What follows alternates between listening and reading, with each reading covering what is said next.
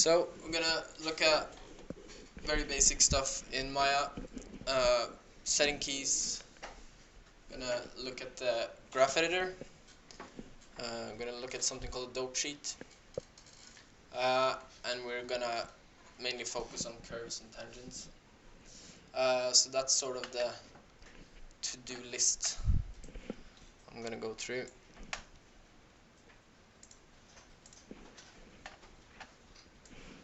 So I've done I've set my project and everything, so I'm not gonna cover that. You know that already.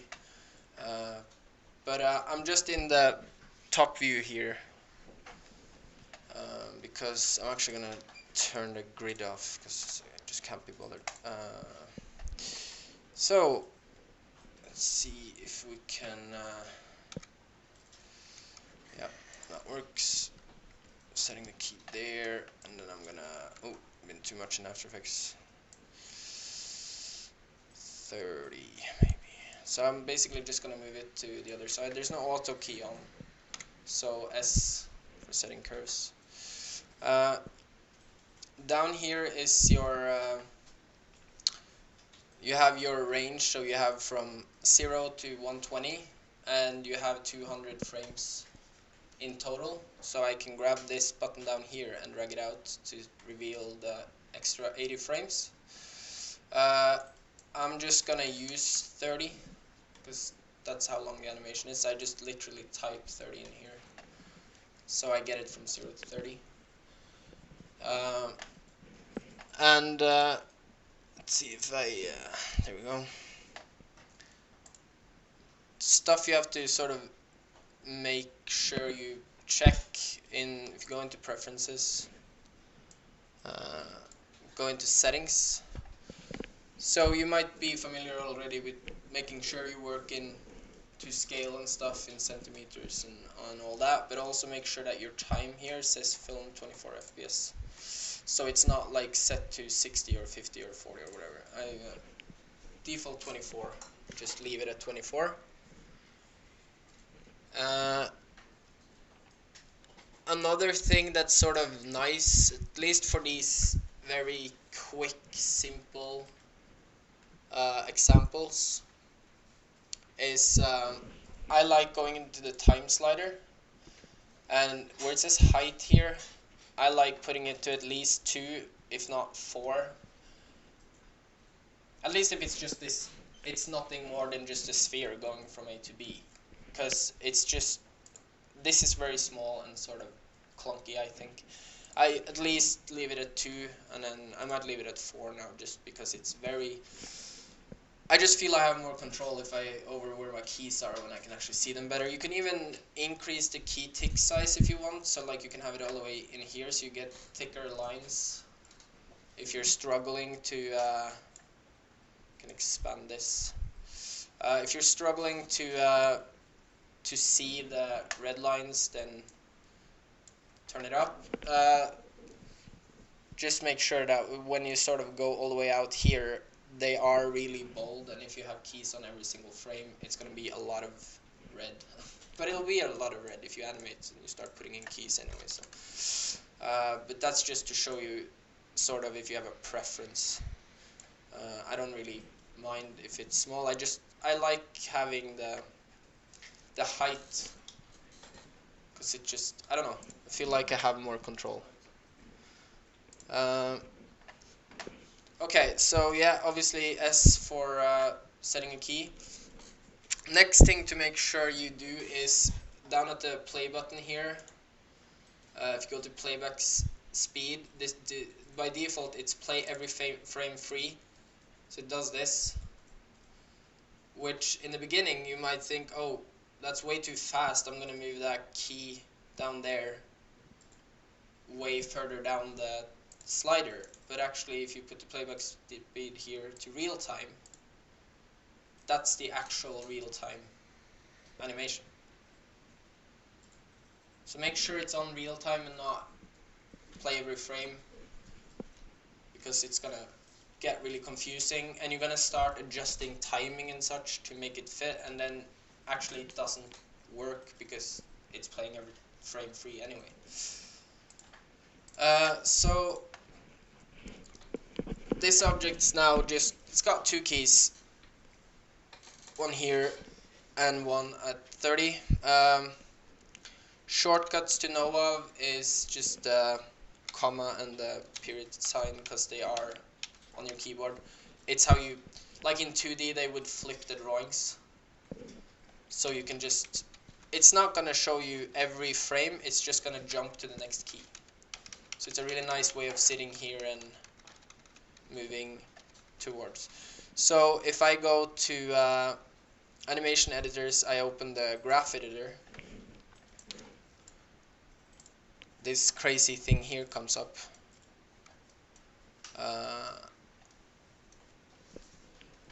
Which is showing your translate and your Y, X, and Z, your rotate X, Y, Z, and your scale X, Y, Z. So any keys you make will pop up here. So now it's got translation X. That has a curve. Translation Y doesn't have a curve. Because it's set to 0, obviously, so X has a curve. You can see everything here is keyed. Another way of doing this would be if I'm just right-clicking here and deleting the keys. I could go to, if I know I'm going to move it in X, I could right-click, click on the Translate X attribute and key selected, and then move this over here. Sorry, I have to do time first, and then key selected there. And did I? No, why are they popping up on the other screen? Apparently, that was inconvenient. So now you can see the Y and the Z and the XYZ rotation and XYZ scales not keyed. It's just the Translate X that has keys on it. We talked a bit about ease in and ease out. This is actually already built into Maya because it default sets the key to auto tangents, which means it has a bit of ease here, out here, and it has a bit of ease in here.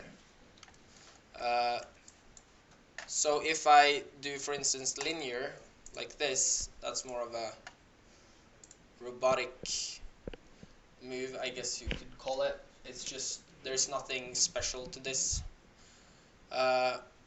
You can choose to build in your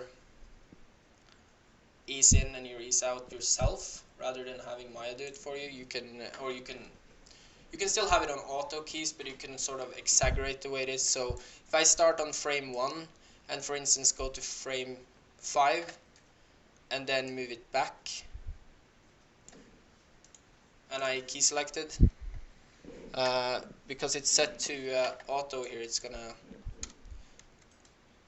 have it there. I took it too far back. I'm gonna set this back to linear again. So what it's doing now is that it's actually, see that it's slower in the beginning before it sort of shoots off to the end. And I can do the same over here, but I can just do it in the graph editor as well. So I can just make a key here. I can move it back and forth. If I hold middle mouse button on that key, you can drag it back and forth. And I can, for instance, move it almost up to the top. I'm going to make this linear again just to make sure I see that it's not. You don't want it to go over, because I'll show you what happens. But let's see, so it has a key here, obviously.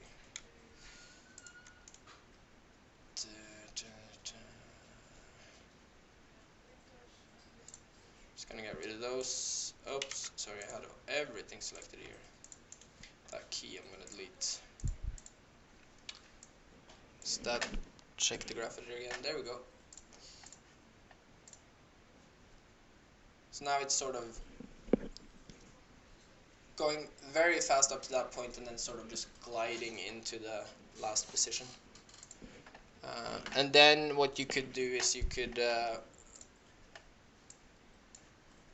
select this and your Translate X and then make them auto. You'll see it's a more exaggerated version of what you saw it automatically gave you. But I'm controlling this, right? So I'm saying it's gonna have more time to settle. It's gonna be faster up to the point where it starts settling in.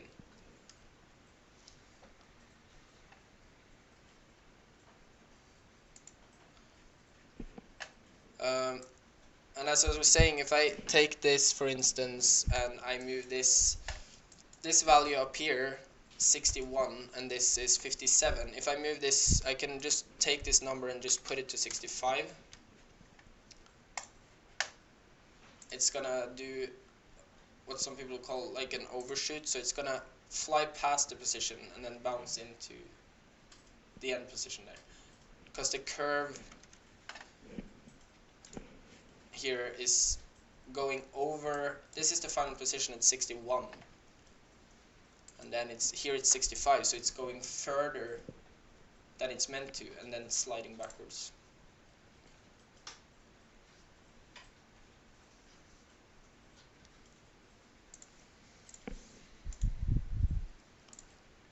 I'm just gonna get rid of that sphere. I'm gonna do another one here. So I'm just duplicating the object, hitting Control D. I have snapping here on, so I'm snapping it to the grid. I just want to make sure I have like an even distance. So I'm holding V as I move the sphere. Duplicate that. Let's see, let's not duplicate this. Didn't have to. Last one over there. Actually, I'm gonna try and make it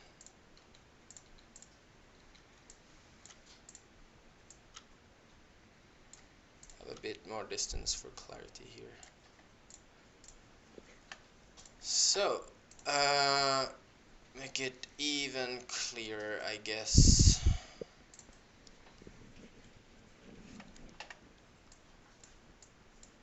I'm just gonna, how many objects do you have? 5? Okay. Why don't you want to move? Yeah, okay. I'm just gonna create like colors for every single one, because colors are more fun.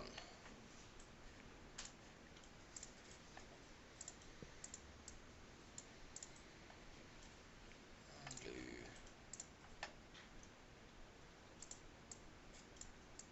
orange, brown maybe. Do a pink one.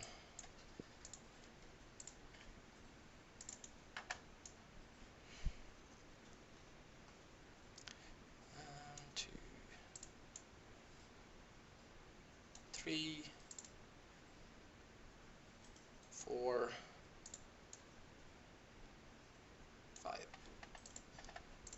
I'm gonna take all of these, frame one, and then just move them here.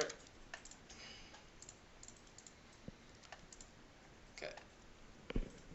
So the reason I'm doing this is basically just because I want to show you the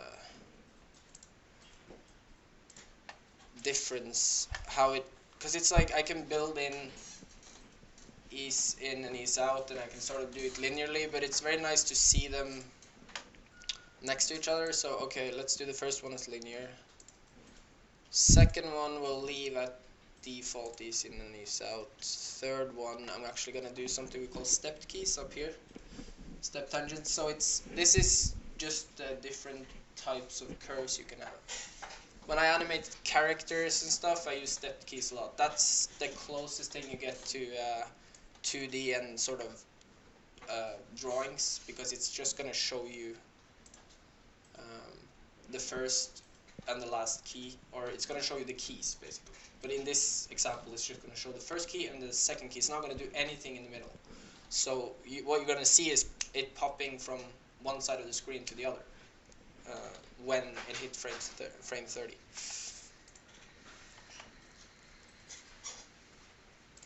for the fourth one, I'm gonna make it linear on the way out and then ease in. On the last one, I'm gonna make it linear on the way in and then just have the ease on the bottom. So I'm just using these ones up here. We have auto tangents, spline tangents, clamped, linear, flat, and step. So what you're gonna see when you hit play is just, I'm just gonna deselect. You see there's a big difference in the way they move from A to B. But there's nothing different in the keys. It's all 1 and 30. They all start on frame 1, they all stop on frame 30. But the way they get from 1 to 30, that's the difference, where the difference happens. And this is what you're gonna be doing when you manipulate your curves. You're gonna add stuff like this to make the animation do whatever you're trying to do with either if you're using a lot of ease in, ease out, or if you're just doing linear objects that just move from A to B. That's sort of what I want you to start experimenting with. And there's the main sort of thing here is that they all have the same two keys, but the way they move is just completely different depending on the way the curve interpolation is.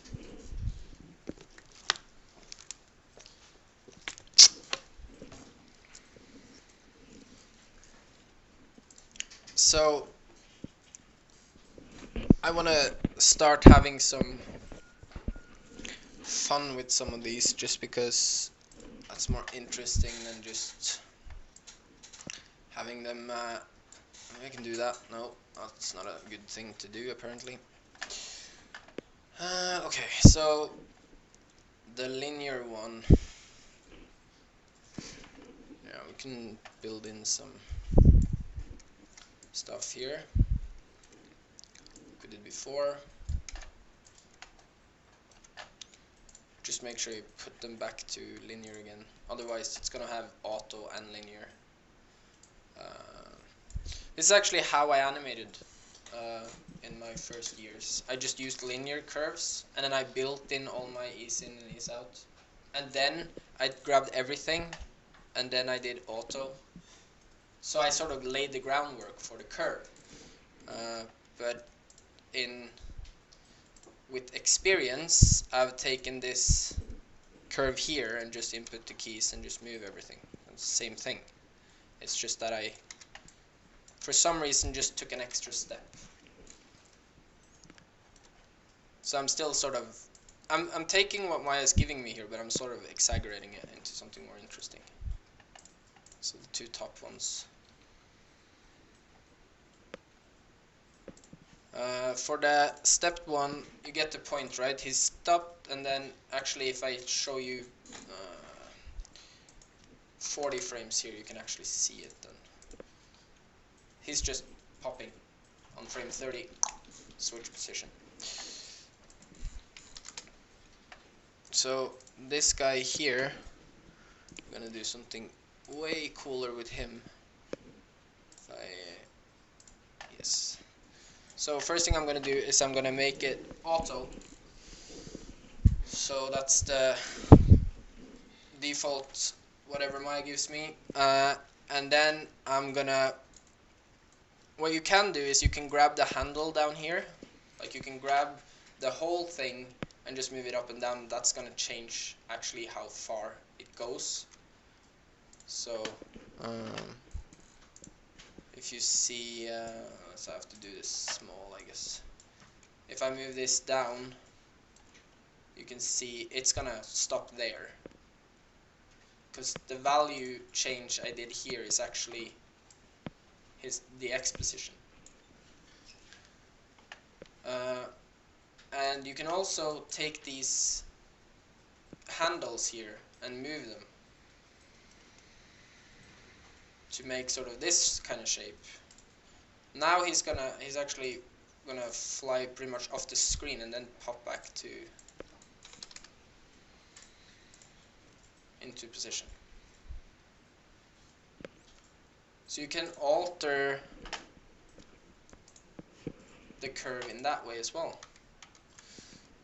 But the way you sort of build in more animation, or better animation I would like to say, is you select both of them. If you go to curves, make this weighted tangents, get this really long nice handles, select them again, go to tangents, and you select free tangent weight.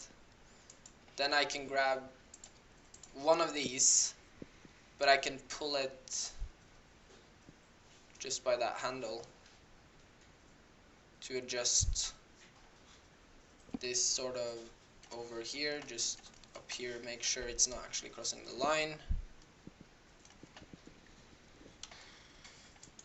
And then I could even make the ease here a bit smaller. Now it's gonna move even faster, or it seems faster. It's faster, and it eases into the middle. So now I'm tweaking even the tangent weights here to make the movement even more. Let's that one. Let's see. I'm actually gonna close the hyper shade. So I'll do that again. Weighted tangents and free tangent weights. So it keeps. Try and make that back to auto again, so I don't have to.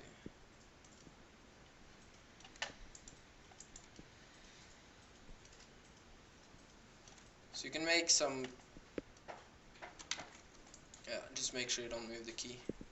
Try and make sure it doesn't shoot over that line here.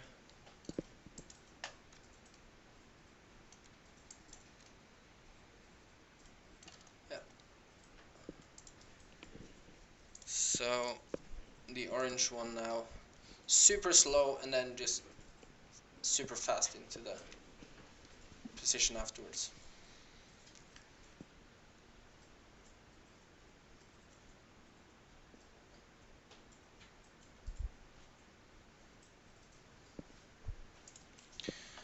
So if you wanna check my list here real quick, because I talked about in the beginning, I'm gonna sort of take you through the dope sheet as well. You can access the dope sheet by going to animation editors and click the dope sheet here. But you can also, in the graph editor here, oh sorry, I hit the wrong one, that's the tracks editor, but we can hit this one, and then we get the dope sheet up. Make this a bit smaller so you can see what happens.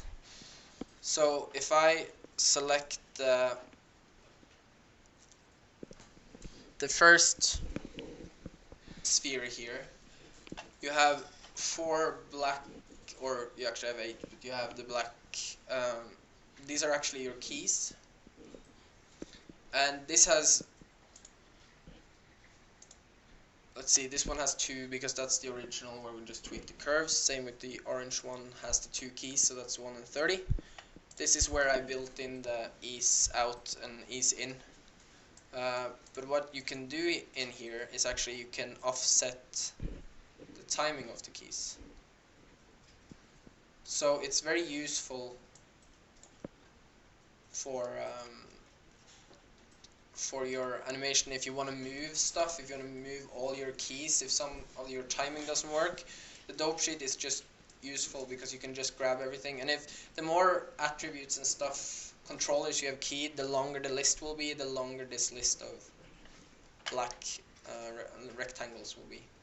But here I can offset the key to there, for instance, and I can put this here. I can have it start later, and then when you watch this you can see that all the keys have been offset here. So that's one way of doing that. You can also move keys down at the timeline if you select the first key, and you can let's see if I can doesn't want to do it for me today, apparently. There we go. You can select it with this red line. If you touch these two outer markers here, you actually scale the keys, but if you hit the middle one and you hold the middle mouse button, you can move the keys back to so I hold shift when I select them, and then the middle ones I can move them into, that's everything, whatever position it was before, can't remember, but say something like this, and then it's sort of doing the same thing that it was doing. So that's two ways of moving keys. Obviously we can do exactly the same thing in the graph editor as well, but that's a bit sort of clunkier, I think, to actually to do just ease in and ease out like this, choose when it happens in time. That's fine, but taking everything here and trying to move it like this to offset keys, it's just, I don't feel I have as much control of this. That's just me then, but you might find it easier to do, I don't know. But just offsetting like your keys like this, that's fine. But if this was, I guess we could, for the sake of the example, we could do this, and we could scale him up, and then scale him down, do this. In here we could rotate him, I guess. Here we could, I don't know, I'm not going to see the rotation anyway. So now it's doing a lot of funky stuff. That looks weird. And when you then look in the graph editor, everything else has keys as well. And now it starts looking like spaghetti, and it's all very confusing. So this is where you sort of have to go in and take one curve at a time. That's how I like doing it. If you select everything and you start trying to adjust, you're not going to be in control. So the good thing is make sure you select one at a time. Even if you're adjusting more than one attribute, make sure you just take it one at a time and see, okay, I have some scale keys here. Do I like the way it's scaling here? Do I want to build in some nicer curve on that scale? It's also doing some Y rotation here. I might want to get rid of those. You can just delete them, select them and delete them. And then I might want to keep the translation. If you hit F, that's going to zoom in on the curve. And then I know I want these 4 keys that I had, but because I've done a lot of keying. Yes, sir? Yeah, is there a way to copy the graph editor from X to Y, for example? You can copy curves. Just Ctrl-C, Ctrl-V. Yep. So just did it here. But what's nice about it is, for instance, if you have a character walking, and you have his hips sort of going up and down, so you'll have a curve going up and down, up and down, up and down.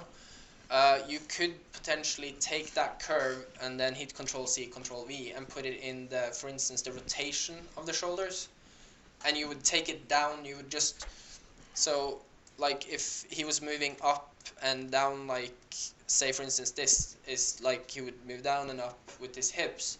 If you copied that curve and put it into the rotation, it would do a lot of rotation. So what you would do is just take down the value like that, but you would have the same animation. It would happen at the same time, and it will save you a lot of time. So that's a good point. So you can do that. What I also want to mention real quick here before I sort of let you loose on curves and help you out is, if this key is what I want it to look like, everything that you see here, all the keys here, they're not doing anything for me, right? Because I'm not using them to do this or that or anything. So get rid of them, because it's all noise. It's just gonna create little. It's more stuff for Maya to calculate. Like I need to be here, here, here, here, and it's not doing anything there. It's meant to just fly through those two. So the only thing that's left now, I think, is the scale. So that's now it's doing like a weird looking, but it's got a nice little squashy looking thing to it. The first one is really awful, but ending is okay. So yeah, that's curves. And I think the best thing is to just try a lot of it and just experiment with different ways of different curves. You can maybe just try this example as well for yourself. Just make a lot of spheres and try different curve interpolations on them, and try and build in some ease in and ease out for yourself. Not just let the graph be as it is. Try and put in a key and change the value and see how that affects your animations. Cool.